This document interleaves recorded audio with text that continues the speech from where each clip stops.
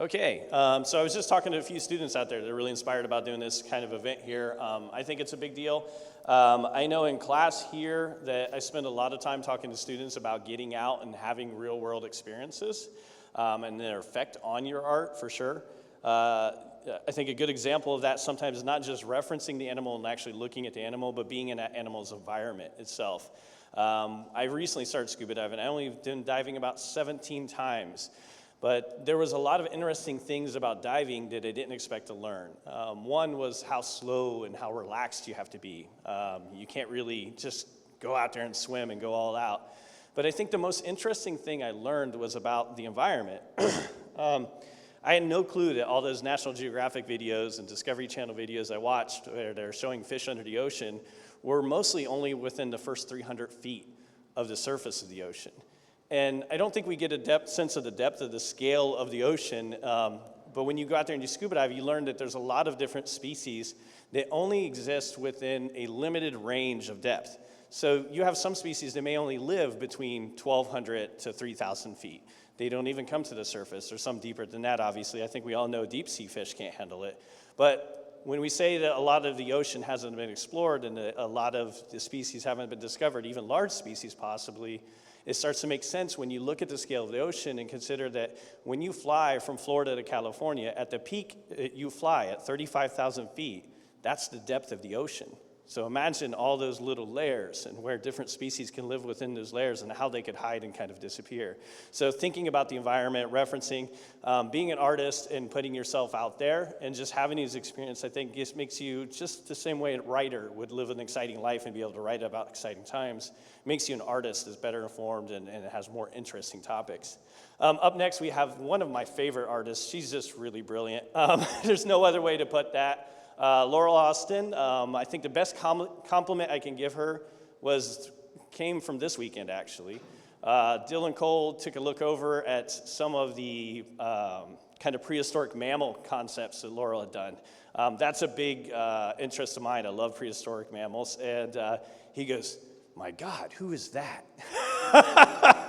And I looked at Dylan. I've known Dylan for about 11 years. I go, "That's Laurel Austin. How do you not know her?" And he goes, I've never seen it. And I go, "Come to my office. I have some more to show you then." Right? So let's give Laurel a nice round of applause.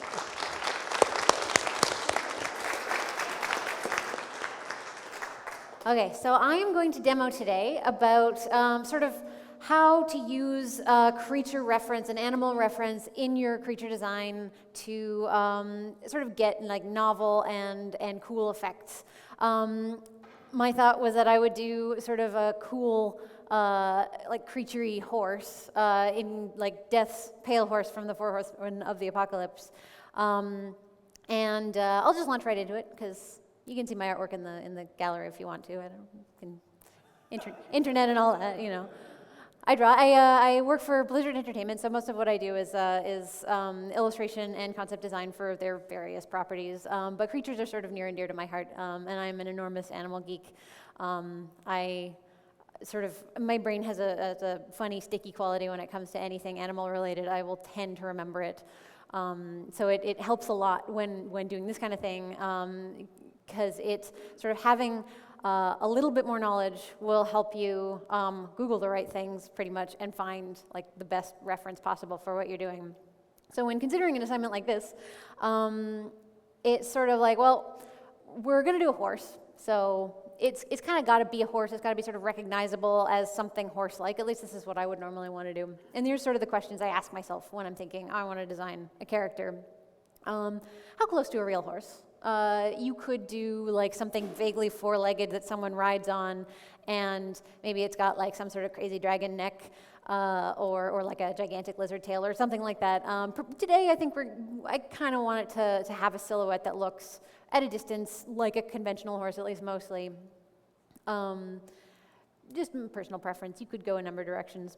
And when thinking about these kinds of things, it's like, what impression? Do you want the viewer to be frightened of this thing? Do you want, it probably shouldn't be cuddly, but in some cases, you know, you never know. And what sorts of reference you can pick in order to sort of get that kind of impression. And first and foremost, since it's a horse, probably want to look up horse reference.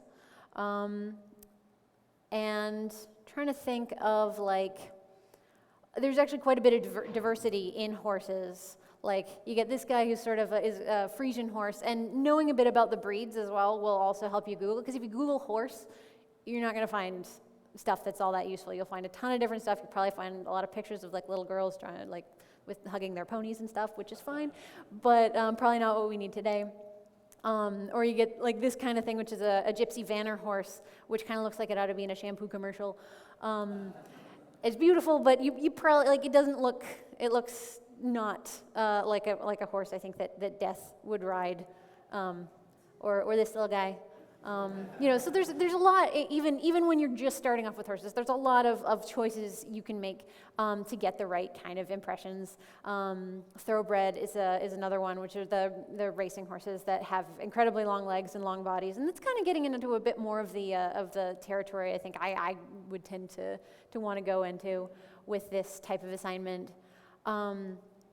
But one of my favorite horse breeds is this kind of weird, I think Middle Eastern type called the Akaltik, which is very highly bred, and it has a bunch of kind of weird characteristics. They're very skinny, they're very long, they actually don't have a whole lot of hair. They often are born completely without any hair at all, which probably isn't very good for them and suggests they're probably inbred, but it makes a nifty look. And also when thinking, like, I think the description from Revelations is that it's a pale horse, not a white horse. You'd think, you hear pale, you think white, but one of the other horsemen actually rides a white horse, which I think is either like conquest or pestilence. So we're gonna not do white. So, when you think, what does pale mean? Pale can mean a lot of things. It can mean something, kind of realistic, like a palomino or something. But these Akaltiks also, they come in these like crazy metallic colors. Like you see that guy kind of looks metallic. Like that's not the photo, that's kind of actually what they look like. I have some other photos like this guy. This isn't white, but it's kind of weird and ghostly, and I think it sort of provides a good sort of jumping off point for this sort of assignment. So once we're sort of thinking, okay, we kind of want a skinny horse, we're going to use our Akaltik reference, but when thinking of its sort of creaturey, it's supernatural, it's going to have other things, it's going to have other elements added to it. So it has the associations of death, and like what other things in the world are associated with death, and so like disease and like rotting flesh and zombie stuff and bones and skulls and nasty spiky things. We could go sort of, I'd say it's a bit of the obvious route, like a horse with a skull head. Like I think we've all seen that before, so I'd tend to, at least for today's purposes, not do that.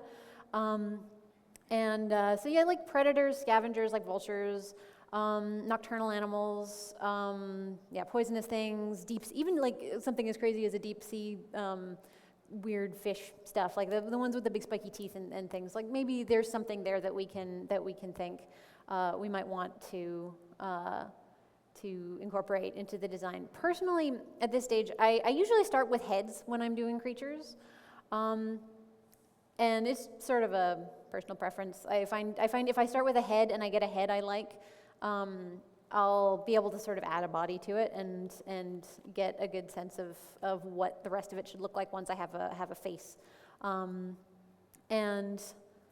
So start drawing. And I'm thinking, especially with a face to begin with, I'm thinking adding in something like, some elements kind of like a rat, like something little and sneaky and skittery would be sort of a good way to start. And you're thinking like horses and rats don't look very much like each other. That's true. But it's nice, at least with animals generally, they have a lot, I mean, like an animal body plan, especially a mammal body plan, we all have 4 legs, pretty much. We all have necks, we all have heads, we all have ears. So adding in bits, like shapes that echo one thing versus another is not that hard. And as far as that kind of stuff goes, I'm gonna start drawing. rats kind of have big, kind of buggy eyes that are sort of kind of on the sides of their heads, and they have these bowed, convex faces. I have a picture here, the little hairless rat, poor little guy. But that they have the nasty teeth, and they have these pointy faces, and they're sort of incorporating those shapes will kind of start to give a kind of supernatural, like creepy quality. And also, if anybody has any questions throughout this at all, like put up your hand, and I'll try to answer it as I go. I usually find it's a little more fun if the audience kind of, if you think of something, feel free to ask.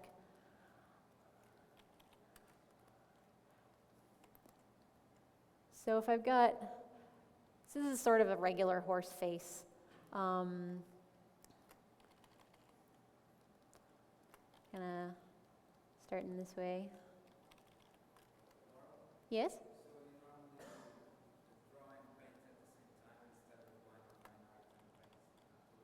Sorry, yeah.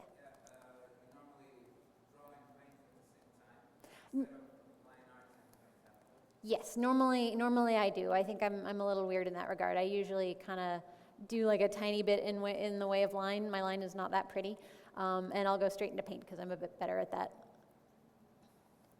I don't have my regular brushes with me too. I forgot them this morning. But usually, like people talk about brushes a lot and ask for brushes a lot, and that's cool. Like brushes can get you a lot of different awesome effects. Actually, I'm going to turn snap off here. You can get a lot of great effects with different brushes, like spatter brushes and kind of texture brushes, and have your work look, more textural, more like a real painting sometimes. But as far as like drawing goes, I don't find, like I use the basic hard round for ages and ages before I ever picked up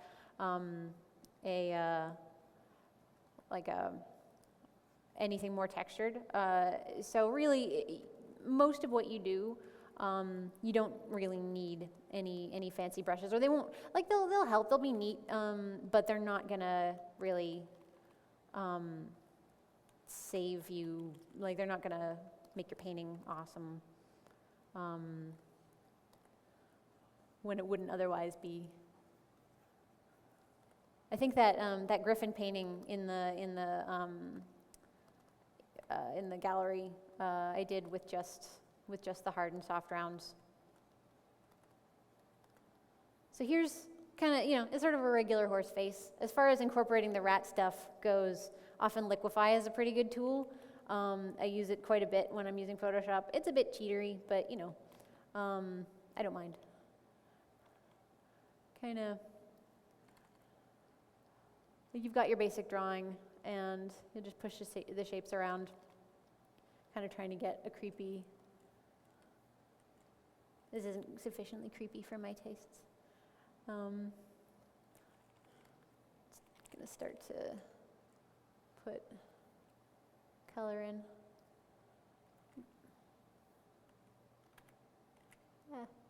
Need my history. There we go.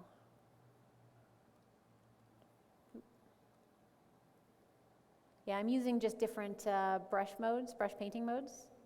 So here I'm sort of starting to think about the color where sort of getting a little bit more like tone into it. And go back to my reference.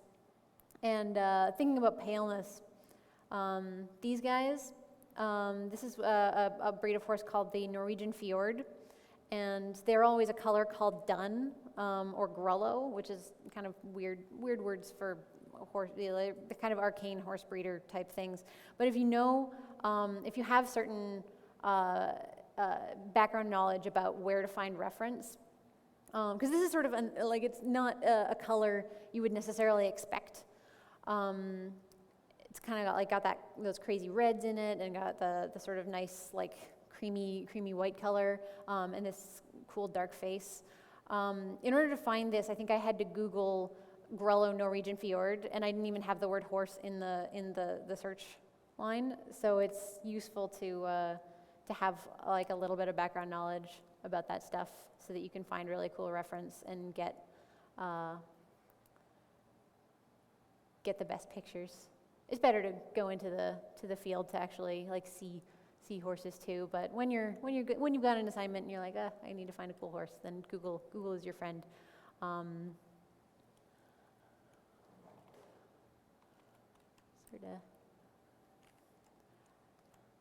also when you're thinking about death, it's often fun to just kind of like dark out the eyes, or at least right next to them.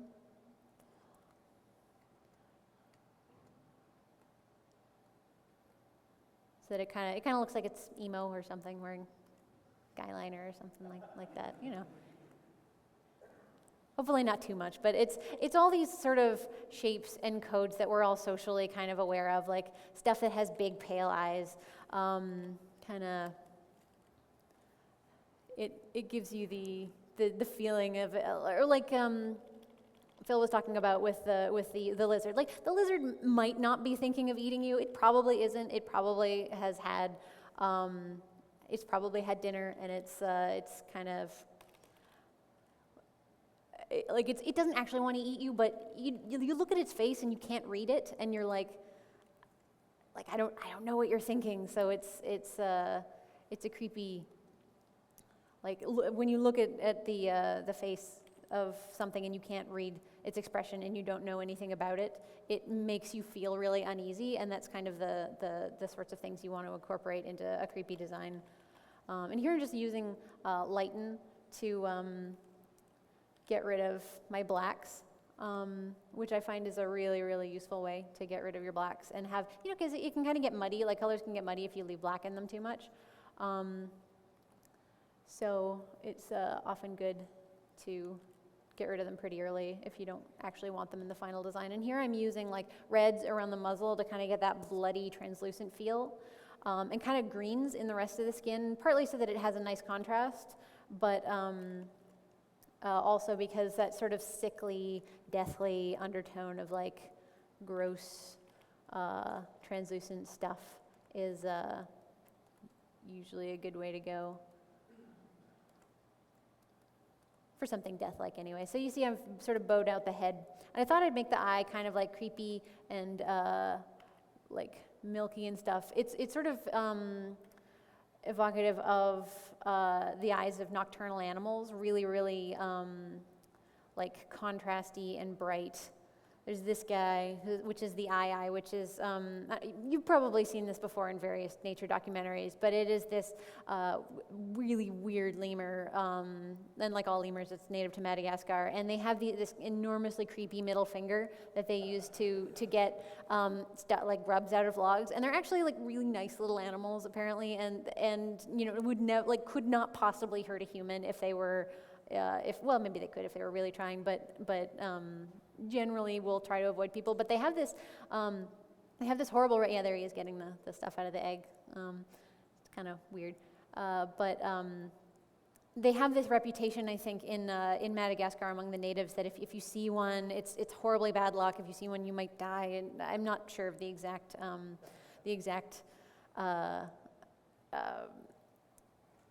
like legends, but they have, they're creepy looking, so they have this horrible reputation, but they're really, they're just doing their thing. Also really poisonous animals. This is a black mamba, and I just love the color of black mamba mouths, because they're not black as snakes go. They're actually kind of this sort of weird pale tan color, which is probably why I brought them today with the paleness, but that contrast of like they open this mouth at you and it is this like sickening black tarry, like there's that guy, like that is not going to be your friend. He does not like you, and it's a very unusual sort of color combination. Also, when thinking about this stuff, other animals sort of evocative of death would be like the vulture. Again, also very nice animals, but this guy is a lappet-faced vulture. And yeah, they have this like horrible skin texture, and I think they have the head, they have no feathers on their head because they stick their heads into carcasses a whole lot, and it doesn't do to have mucky feathers on your head all the time, so they've just evolved to not have any. So they're quite scary looking, but again, they're just doing their thing. But we can use those colors and those textures and those shapes to kind of help us along. Because these are all sort of human associations. Like animals don't really, they're just living their lives and they're doing their thing and they look how they look for their own reasons, and reasons that don't really have anything to do with us. But we tend to project all this stuff on them, which is useful to use and know in all design, let alone just creature design. So I'm thinking, I feel like I've got like a little bit of the rat and a little bit of the eye in the face. And again, we're not talking about like beating you over the head with this stuff. I still want it to be a horse, and I think you would agree it's pretty much a horse. But echoing those shapes just a little bit, just that bowing of the head, just the larger than average eyes that are way more open than horse eyes would ever get. Sort of how I want to do this stuff. Just kind of starting to get a little anatomy or like little mottled skin in there. So he looks very surprised. I would too if death were riding on my back.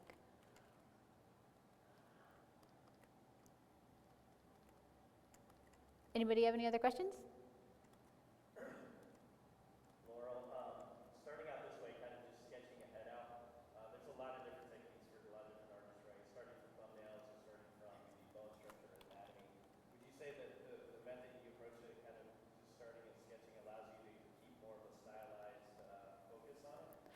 I would tend to say yeah, and it's sort of, as far as heads go, they're sort of, in a lot of creatures, they're sort of the culmination of, they're where you look first, basically, and they're the first thing that'll give you the impression you want in the final creature. And sometimes maybe you'll have an idea for something that is a bit more about the body or about something about the body. But for me, I sort of, the windows are the eyes are the window to the soul, and that's sort of the.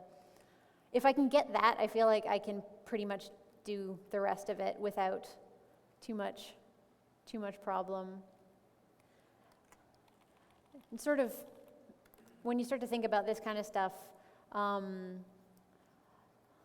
like I'm trying to keep sort of this sweep, kind of like that shape, partly just to have because I'm sort of planning to have like a hunched sort of predatory stance. Later on, so having that sort of continuous curve is something that will be pretty helpful and good looking, I think. Just kind of. Yes, I do. I use brush modes a fair bit. Especially when thinking about color. Like at the moment, I'm just using normal, but a lot of the time, like see how this color here is sort of, it's a pretty uniform kind of pinky gray. At a slightly later stage, I would tend to go into that and break it up with a little bit more saturation in some places and a little bit less in other places. And I would usually do that with either lighten or darken or multiply or overlay.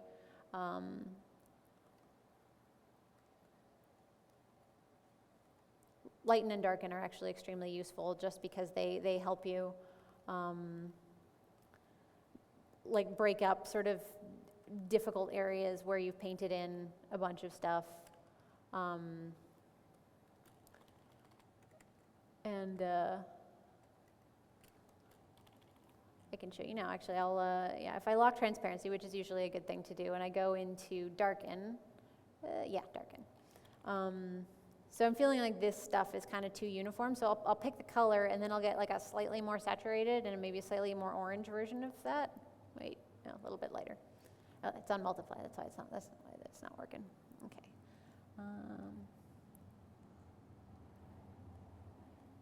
Maybe a little more saturated. But you can kind of see how that starts to, because it only really picks it up in the areas where the picked color is lighter than or darker rather than the base color. So it's not really affecting here much, but it's affecting here, which is nice.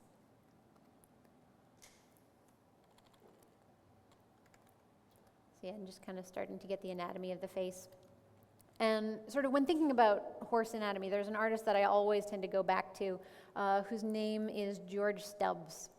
And Stubbs was working, I think, in the 19th century, and he did this collection of incredibly involved horse anatomy drawings. This isn't Stubbs, this is someone else, but really, here's Stubbs.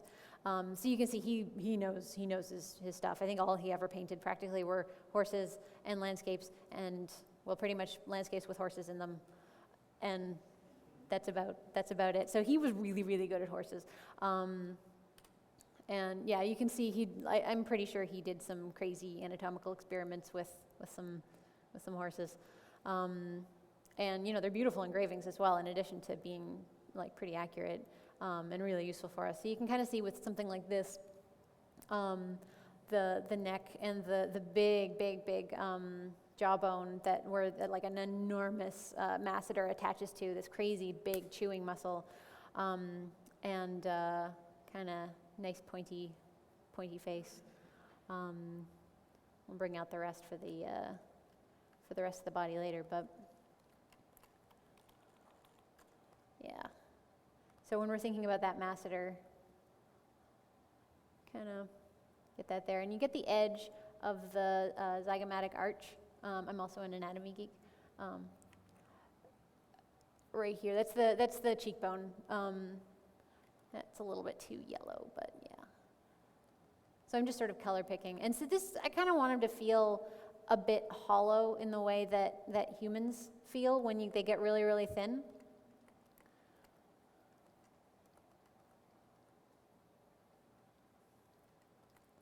And then, yeah, so here's sort of the edge. You can see with the picture, it's sort of this area right underneath the eye, how that ridge goes there, because the masseter is a muscle that attaches along this edge and then attaches here. So it's that, that big like round shape when you're drawing a horse. That's pretty much what that is. And that's some mega chewing power they have. Guess they have to.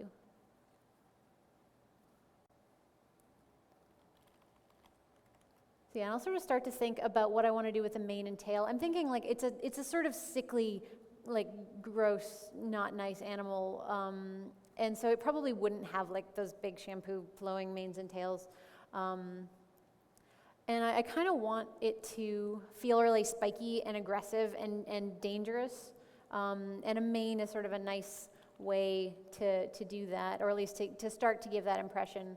And almost not like it has hair, more like it has sort of quills, even slightly, like those really sort of primitive feathers that are just sort of sticking, like in the Black Swan, that movie where you got those like creepy little like feathers sticking out of her skin, kind of like that. Sort of what I am looking for.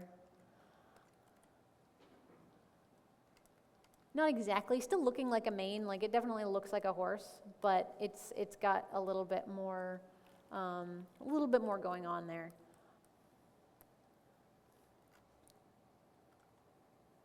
Go back and do a bit more on the chin, because right now I'm feeling like the mouth is a little goofy looking, which is not what I want. I want angry, terrifying horse, not goofy.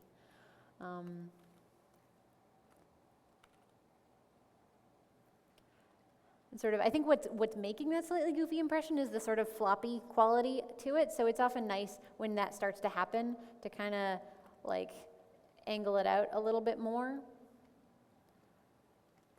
And kind of, like maybe he has some sort of like creepy beard, like creepy pointy quill beard or something like a horse might. Creepy is the operative word of today. You'll hear me say it quite a lot. Yeah, works for me.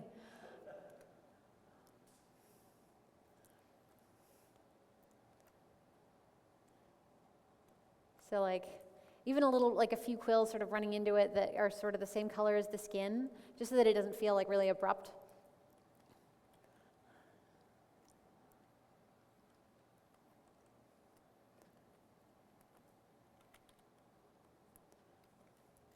Okay, so I'm kind of pretty okay with where that is at the moment. And so I'm going to go back and look at my reference and kind of what I might want to incorporate into the body. Again, like I love the hunch of a vulture, of that, you know, that shouldery thing they get, and that sort of low head. And again, like you get these sorts of like pointy, feathery parts. And you know, I'm pretty sure the Horsemen of the Apocalypse can fly. We could put wings on it if we wanted to. I don't think they typically do. They're usually just kind of magical flying horses that don't have wings. So we'll try that first, and then if we have time and feel like it, we can add more stuff later. But I'm thinking of, as far as a general body shape goes, something a little bit more predatory than a horse, because horses, like, they have these sort of big tubular bodies, and they sort of usually pretty elegant necks. But like this guy is a Spanish fighting bull, and you know, it's not a predator by any means, but it has this very front heavy, very aggressive body shape that we probably can't use 1-to-1, because I mean, it's obviously a bull, it's not a horse, but would be good to sort of get that sort of front heavy, that sort of like slightly angry stance to it. So that's sort of what I'm thinking for that. You see with these guys, like they've got this big body, they've got this sort of like thin, elegant head, and you want a little bit of that, but not, you want to mix it up a little. See if I have my other ref. Yeah, same with a rhino, kind of like a little bit of that. Like it's still going to be like a skinny horse, but I want to get a bit of that power and that aggression. Well, when you're picking which reference to use, are you focusing on the other animal's shapes or their details to add? Both. It just depends on what subject. Depends on what subject. It's. I would tend to pick kind of, which animals that just have qualities of the thing that I'm trying to get.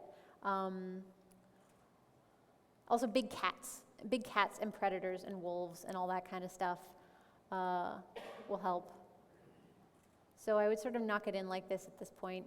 And sort of prey animals, and this is a very general statement that is not true of all things, but I think as far as what we think of when we think of a prey animal like a horse or like a deer, is it'll tend to be it'll be more sort of middle heavy. It'll be like a tube body on these kind of skinny legs and then head up front. Whereas with a predatory animal, they'll have that front heavy. They'll have like a thin back end. If you think of like a cheetah, the way the lower body like sweeps up, it has this very big chest and this very thin waist. And we can't go as extreme as a cheetah. Or we could, but I wouldn't usually go as extreme as a cheetah. But adding in a little bit more of that impression will help a bit. Sort of, we're starting to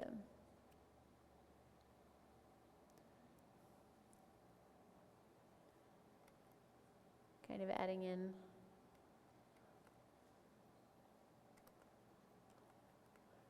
more.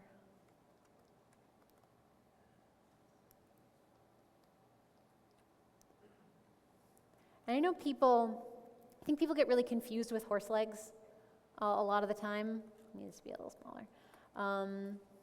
Because they seem like they're so different from most other animals and certainly from us, because you know they're basically running on their toenails, which is not something humans do. I hope. And it's actually useful to note with the anatomy of these guys that their bones are all, you know, they're not exactly the same as us, but they're pretty darn similar, and they've pretty much got all of the same stuff that we do, basically. Like this is their scapula, this is their shoulder blade, and this is their humerus or their upper arm, this guy, and this would be the radius and the ulna, and this is basically the anatomical equivalent of our wrist.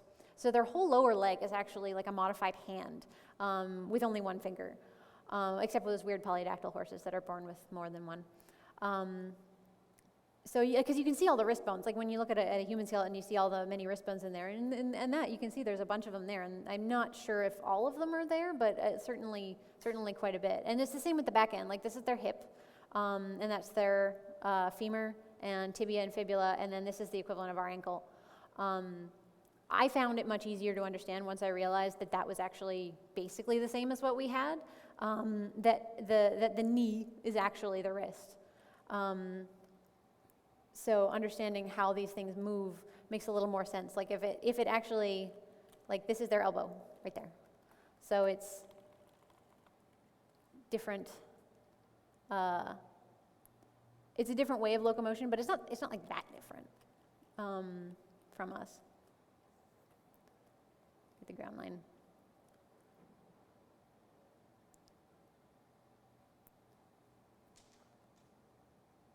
And it's funny because horses are one of those animals that just come up again and again because there's so many things like westerns and fantasy games and stuff. You all need them, and you're just like, oh, gotta pull out the reference. Again, what? Yeah. Eventually, you internalize it, so you remember if you draw enough of these things. And I think I was like a lot of little kids. Like The Last Unicorn, when I was 6, was like my favorite movie. So it was sort of, you learn when you're pretty young. Might be a girl thing, I don't know.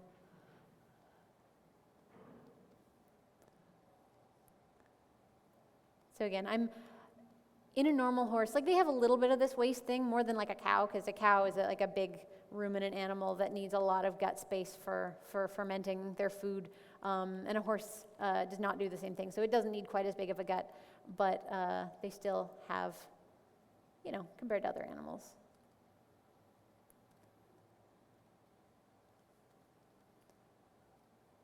So you see I'm leaving like a little bit more weight in the front. I don't think I've exaggerated as much as I want to. So I'll probably pull out the Liquify again in a minute once I have these back legs at least roughed in.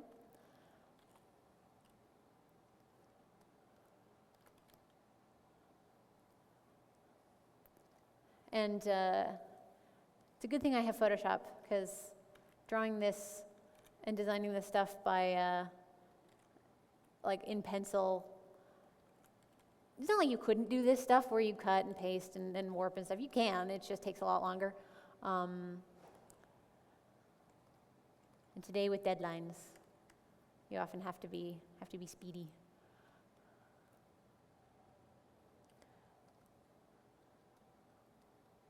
Sort of want to leave the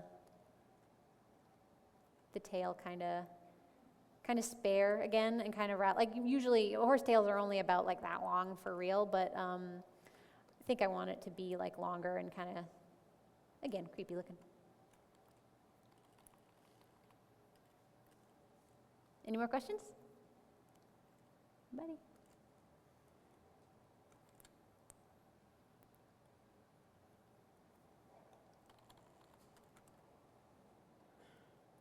All right, so kind of.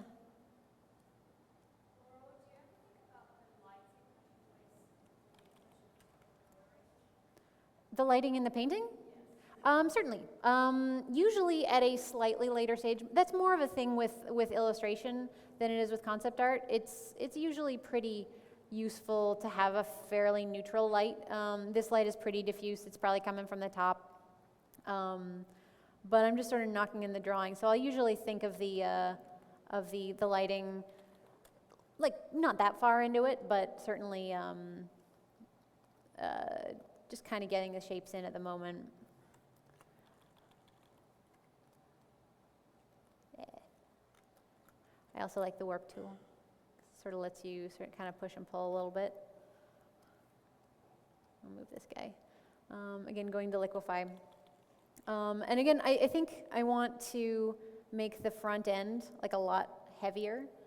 Kind of making the head a little bit smaller, kind of working the lines so that they really flow and feel really heavy throughout it, and kind of pulling up the thing so it sort of feels fast and kind of dangerous looking. Kind of.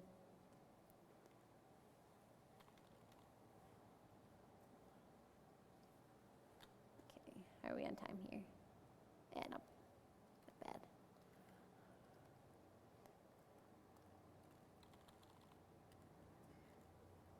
So yeah. want to make the head smaller, because if you make the head smaller, it'll be kind of a... Smaller heads usually equal kind of bigger animals.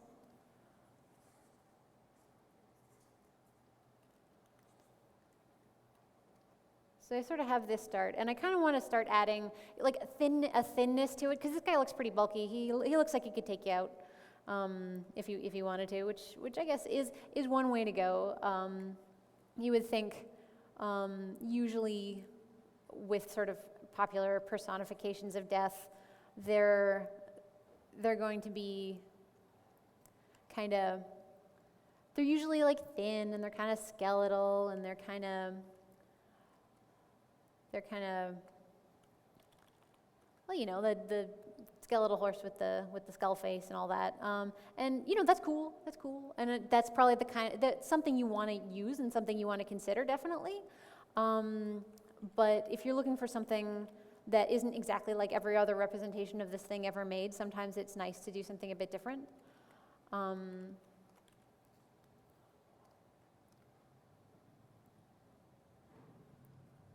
Take a little longer to read maybe, but that's sometimes okay.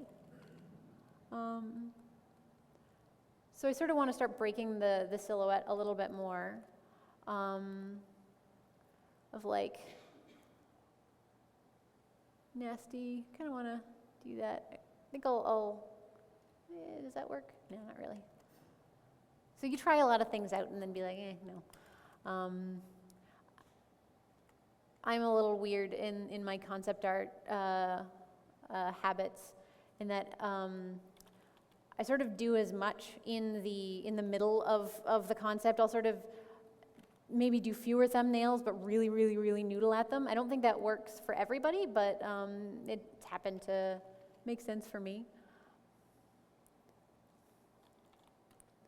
Sort of thinking about ways to make it look a little bit less horse-like. And you guys know when, you know,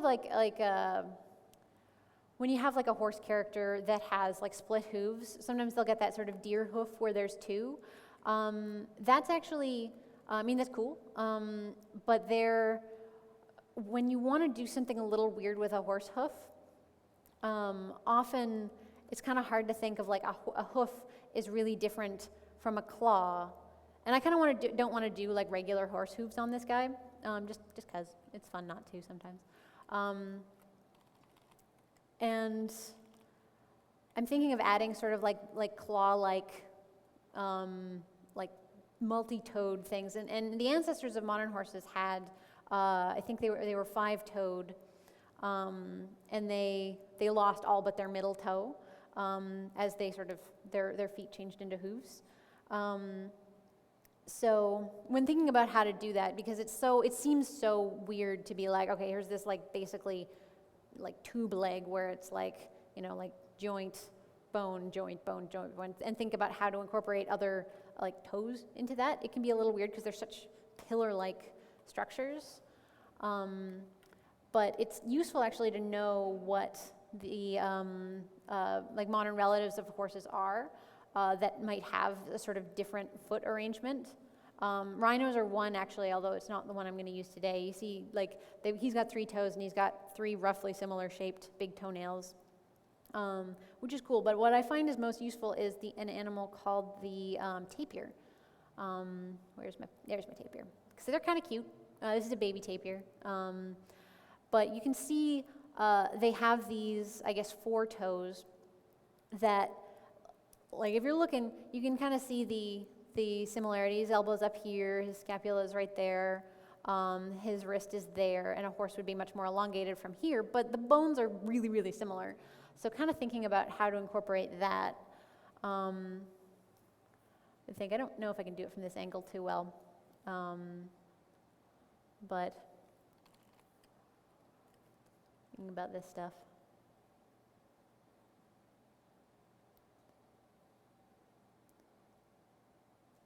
Like something a little like that, or like a bigger middle toe.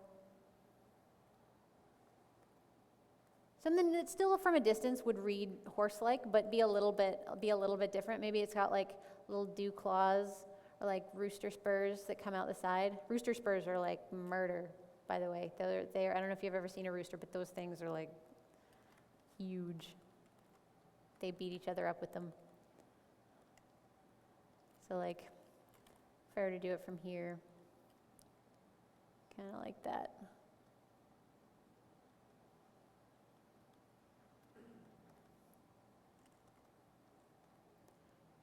Sort of want to put sort of quill-like feathering on the legs as well, because it's fun.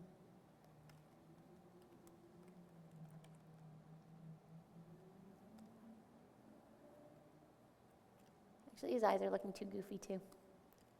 Kind of buggy and not in a scary way. So I'm going to work on that a little bit.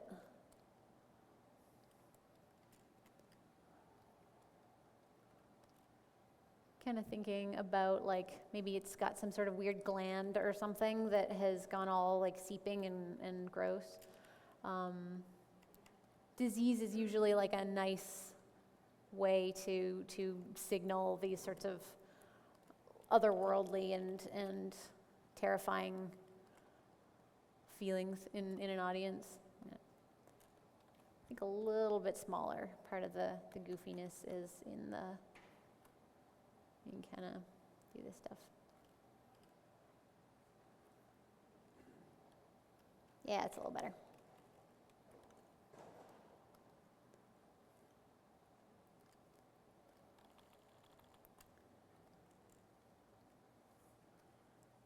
Sort of want to accentuate that arch.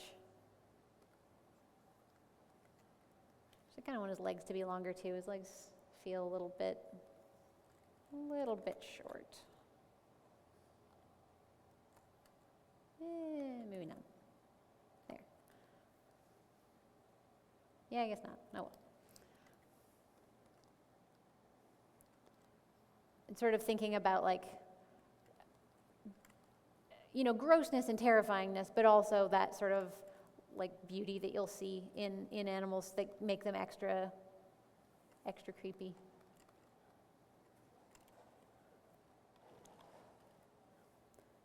Kind of want to like bring the mane down so that it sort of has, so it makes it look a bit less like a normal horse.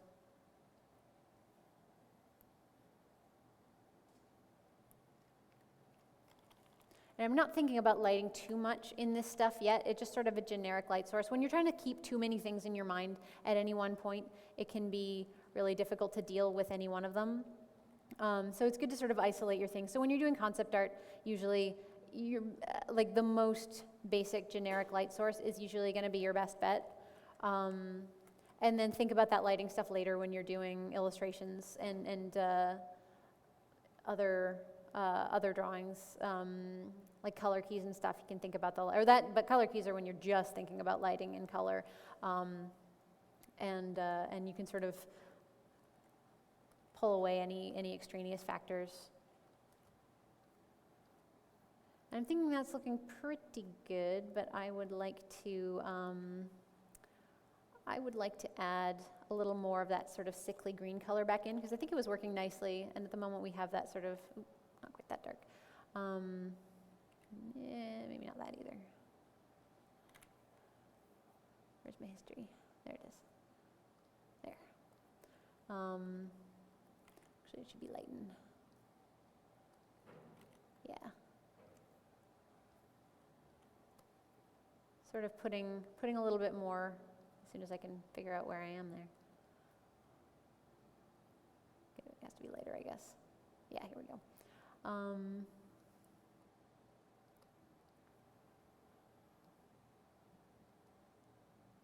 That's sort of like, you almost never want to see yellow in your skin, from what I understand. Like, signifies things like liver problems and all sorts of nasty stuff. And maybe we don't know this stuff consciously all the time, but just these colors and these shapes will just naturally signal to our animal brains that something is not quite right with this thing. And that's usually enough to get the impression that you want to signal to your audience the kinds of things that you want them to feel. Because that's really what concept art and illustration and all this stuff is about, is just to make your audience feel something. that if you can elicit that emotional response in them, that's where your greatest success will be. Because when you make someone feel something, they tend to remember it. If they just, if they gloss over it and they're like, oh, that's nice, whatever it is, then maybe it did the job on the tin, but it won't really stay with people. In order to stay with people, whether it's making them laugh or whether it's making them, feel scared, they'll remember it when you really genuinely connected with them like that.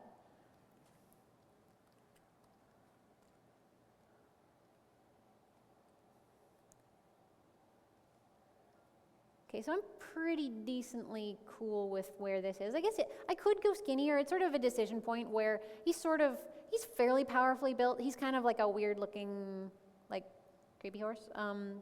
You could go thinner, or you could go, you could put maybe even more power into his front end. Actually, why don't we do that? Because that's a little bit fun.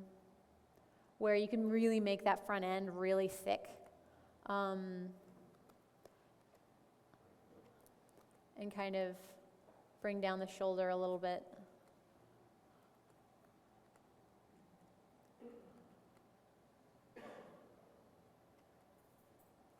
Kind of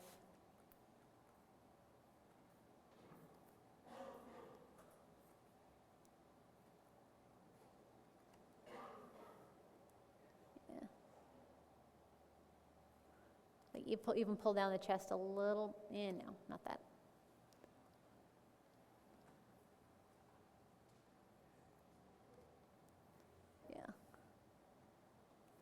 So you can see I try things out a lot, but that's why Photoshop is nice, because you have layers that you can turn them off, or go back into history and undo.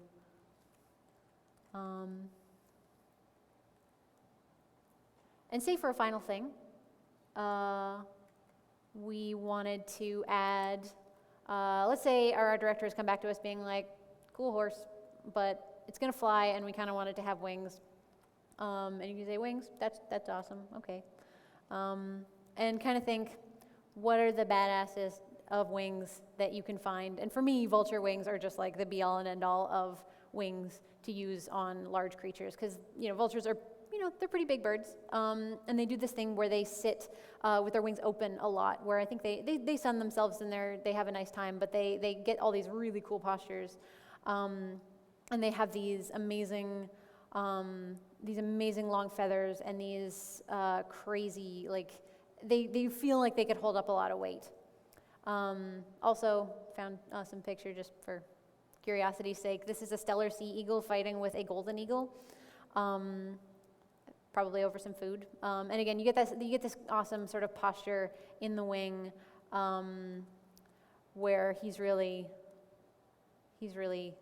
like making himself really look big, and you can feel that upward movement with it, which I think is pretty awesome. So when thinking about that in this sort of context, we don't have a ton of room, so I'll probably just pull up the canvas a little bit. Pull up the canvas a little bit, just to make sure we have enough room, and then add on like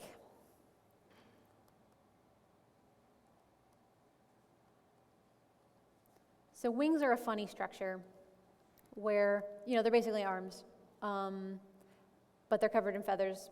But if you know those sort of underlying structures, it's not that hard to sort of conceive them as arms that have like big sleeves on them. So you sort of start off, we'll pretend they attach somewhere to the shoulder blade, and there's some sort of anatomy going on there that will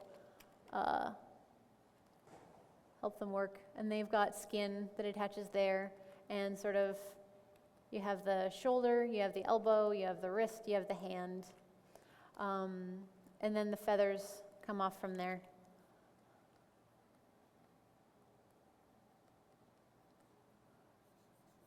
And vultures have these sort of amazing, like very separate, very kind of gnarly looking feathers.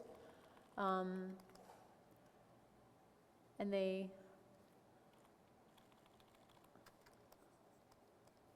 They're usually pretty easy to see where they've been separated, and easy to see the basic clumps of them. You'll get the primary flight feathers, which are the ones that are kind of like fingers, that look kind of like fingers. That's, where's that? Here's some Egyptian vultures as well.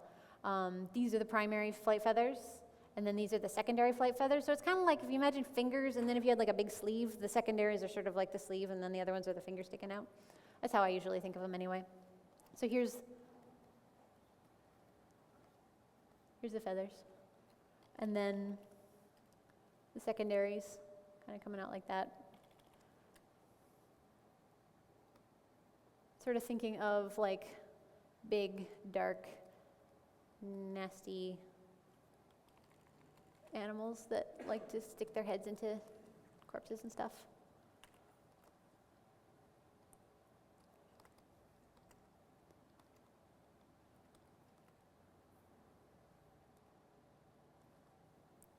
Kind of, if there were sort of little light feathers that kind of hid the quill feathers, that sort of hid the transition.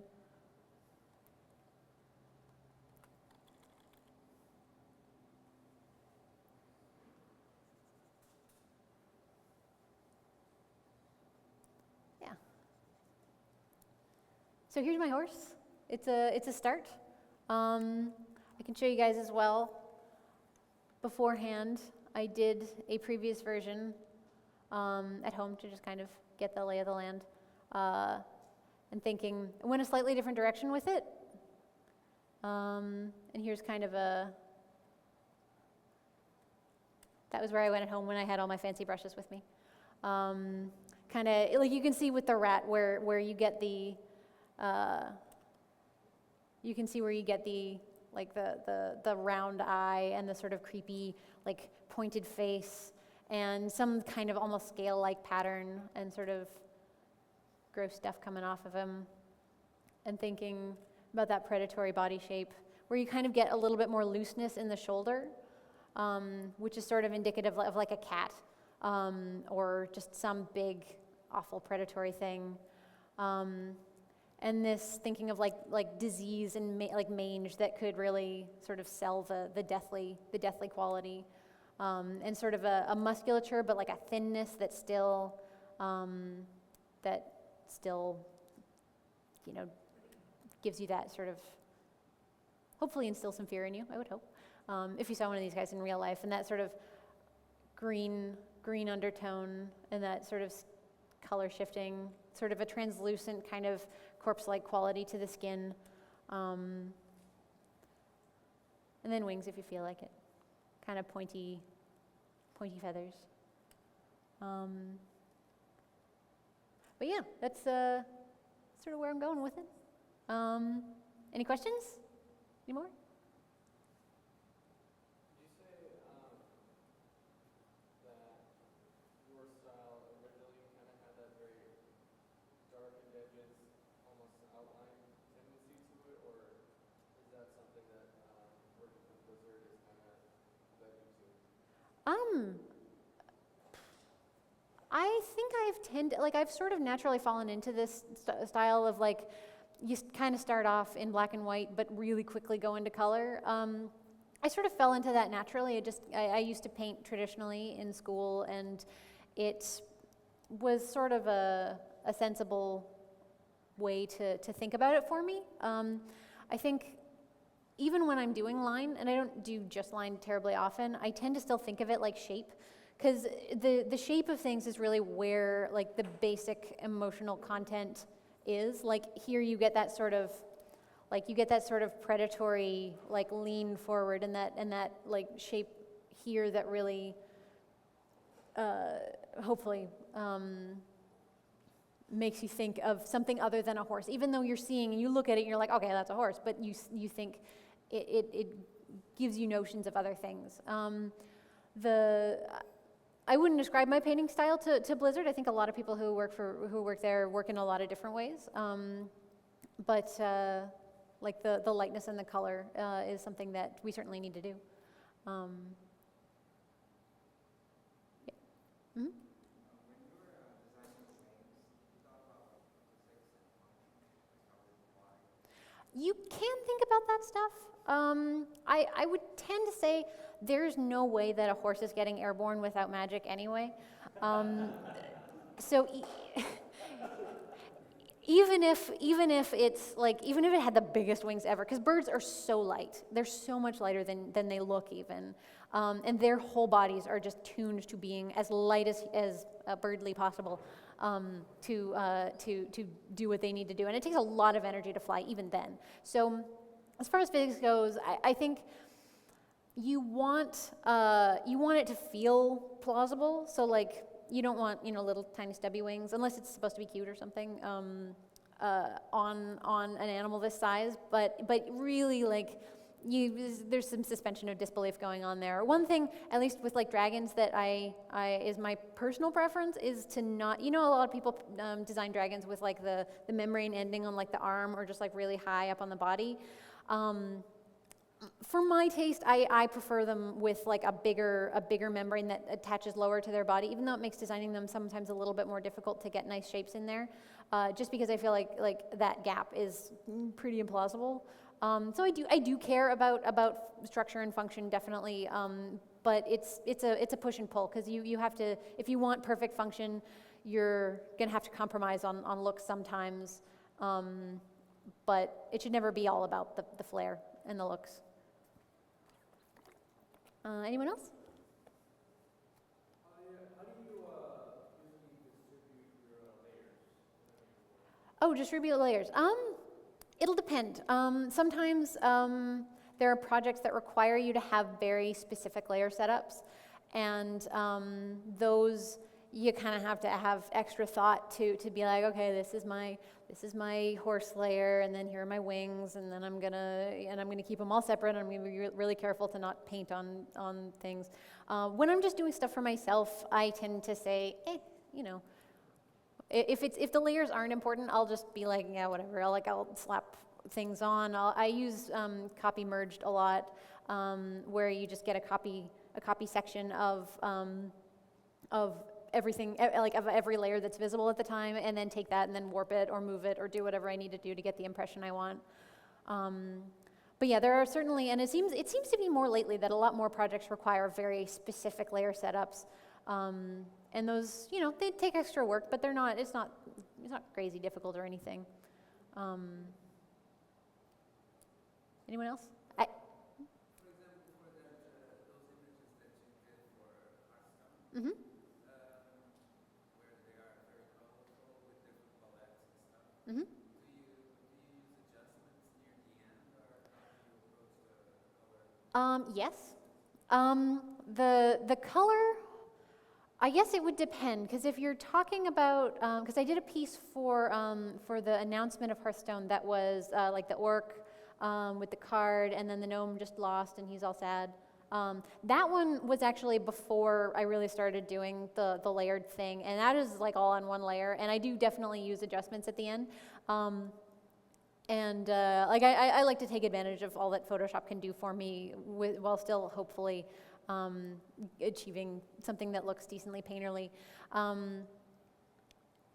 But later on, the one I did more recently for one of the expansions with the Gnome and the Goblin, that one was on a lot of different layers. So that one was mostly like it was the characters, and there was a lot of like atmospheric mist in between the characters, and at the end there were like a few adjustment layers and that stuff. I tend to use layer comps to kind of organize everything so that I can turn things on and off pretty easily. I'd recommend layer comps.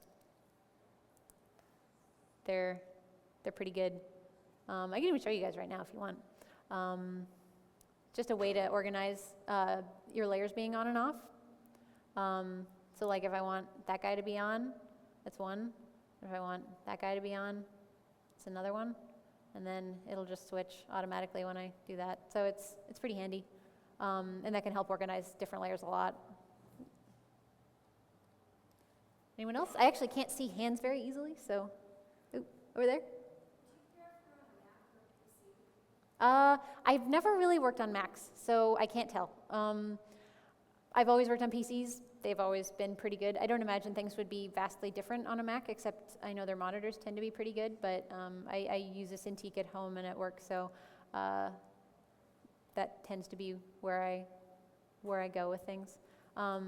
I like having access to my 3D programs as well, and I don't know if as many of those are available on Macs, but maybe they are these days. I haven't been paying too much attention. Well, do you find your style, obviously Vulture hires you for your style. Do you find your style evolve while you're there? I guess as an artist, you're always influenced by the artists you're around. Are you doing anything outside of work to balance yourself? Is that a concern? I'd say it's definitely a concern. I mean, when you work for such a company that has such an incredible presence in just popular culture, it's good to. You don't want to get too tied where all you're known is for doing that one thing, because you want your own voice too. And I do work outside. My sculptures are things that I've tended to. Actually, I mean, you may, if you've looked at my work at all, you may notice some similarities to the zombie unicorn I did sculpture. It's about yay big, and it's like sculpey and stuff. So I really like doing that stuff.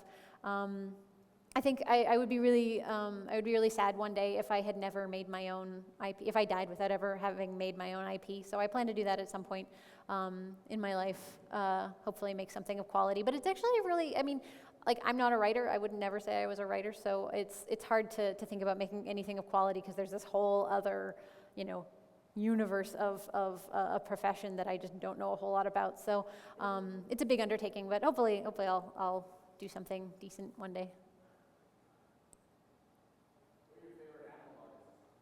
Animal artists.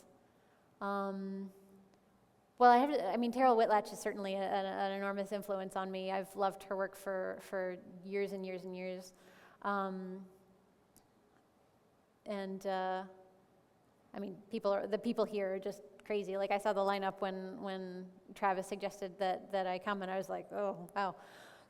I'll try. Yeah. So yeah, the people here are amazing, and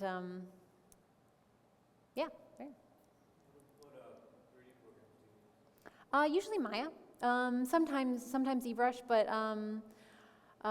back when I was doing gun concepts for Brink, I managed to just do a tiny doodle and then do most of the design actually in 3D, which for a first-person shooter is I would say the way to go for me, at least. Yeah. You just do the design mostly in 3D, and then you just do the renders and then paint over them in Photoshop. It's one of those things. I actually don't have those concepts anymore because I was silly when I moved away. I didn't take them with me, and I was thinking, don't want to go back into the office. I'm lazy, and no. Years later.